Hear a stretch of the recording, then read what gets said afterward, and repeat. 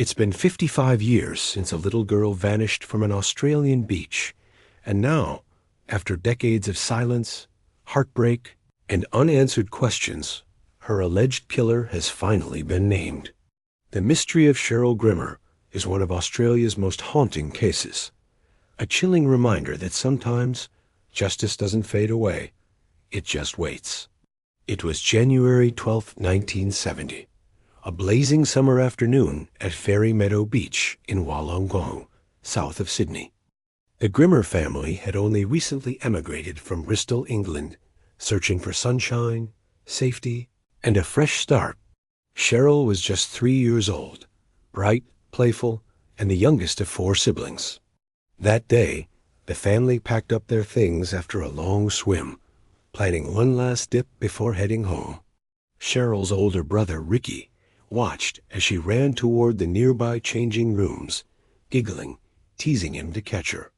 He ran after her, but when Cheryl darted inside and refused to come out, he turned to get their mother.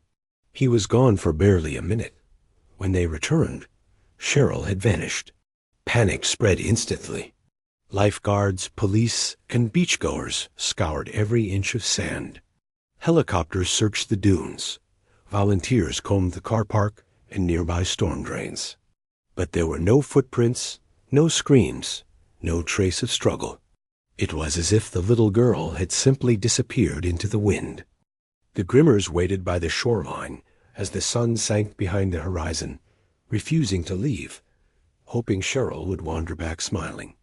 But she never did. The case became one of Australia's great unsolved mysteries, a national tragedy whispered about for generations. Decades passed. Her parents died without answers. Her brothers grew up under the shadow of her absence. The file collected dust in a police archive until, years later, someone stumbled across a forgotten confession that could have changed everything. Because back in 1971, just 1 year after Cheryl disappeared, a teenager had walked into a police station and confessed to her murder. He was 17 years old, trembling, alone, and said he couldn't keep the secret anymore. The boy described details only the real abductor could have known. The red swimsuit Cheryl was wearing, the shower block, the dunes. He said he saw her alone, panicked, and acted on impulse. His words were chilling. "I came around the back of the shower block and grabbed the little girl. I took her by the hand and put one hand around her mouth. I carried her to the sand hills." The confession continued, darker still. He said he strangled her when she wouldn't stop crying, hid her body under leaves near Bully Pass, then burned her swimsuit in an incinerator later that night. It was horrifying. It was specific.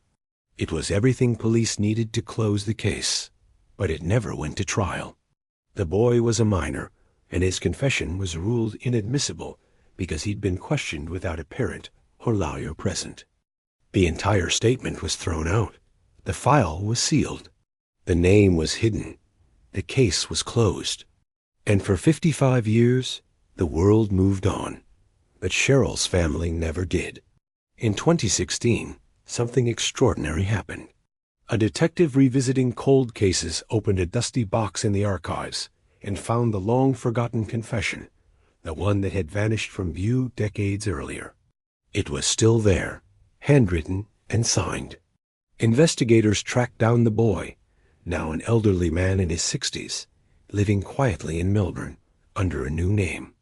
For legal reasons, he was known only as Mercury. In 2017, police finally charged Mercury with Cheryl's murder. It was the first real breakthrough in nearly half a century.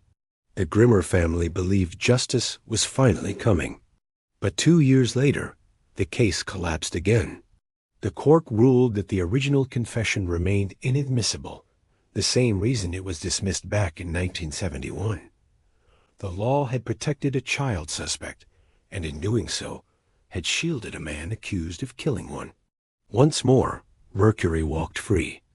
Cheryl's brother, Paul, said in heartbreak, "We've lived our whole lives without answers.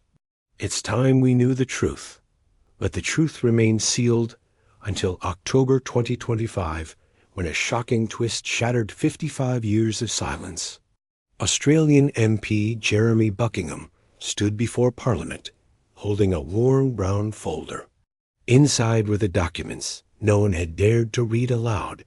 Using parliamentary privilege, which protects lawmakers from legal retaliation, Buckingham did what courts and police couldn't. He named Mercury. He read the full confession, word for word, his voice shaking as the chamber fell silent. He described how Mercury lured Cheryl, how he panicked, how he ended her life. For the first time since 1971, every chilling detail was heard in public. Sitting in the gallery were Cheryl's surviving brothers and relatives, tears streaming down their faces. After 5 decades, someone was finally speaking for the little girl who had none. Buckingham said, "The family of Cheryl Grimmer has been through so much anguish for so long. No one has ever been punished for her abduction and murder." His words sent shockwaves across the nation.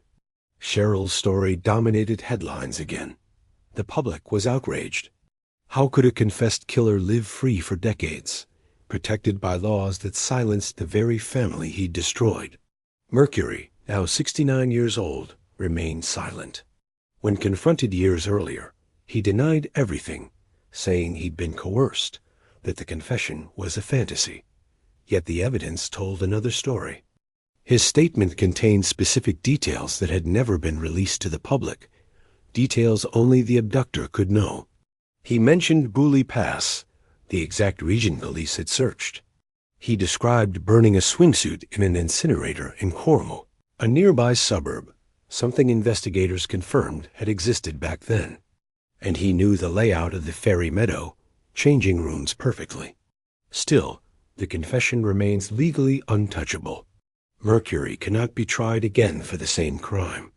His identity is now protected, his location undisclosed. Neighbors likely have no idea they're living next to the man who once admitted to killing a 3-year-old. For Cheryl's family, that silence feels like the cruelest punishment of all. Paul and his wife Linda have pleaded for Mercury to come forward publicly. Not for vengeance, but for truth. "We're not seeking to harm Mercury or his family," Paul said. "We just want to know what happened to our sister." But Mercury has refused to speak. The question now is, what happens when justice arrives too late to matter? For the Grimmers, 55 years of grief have hardened into resilience. They've seen their sister's name become both legend and wound. They've outlived investigators, journalists, and every promise of closure. In 2011, a coronial inquest officially declared Cheryl deceased. Her body has never been found. The police still offer a $1 million odd reward for information.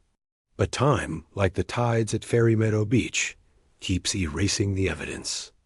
And yet, sometimes the ocean gives things back. After Buckingham's speech, new witnesses came forward. People who'd stayed silent for decades out of fear or shame began speaking up.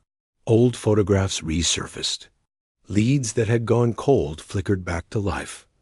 Maybe the truth won't bring punishment, but maybe, just maybe, it can bring peace.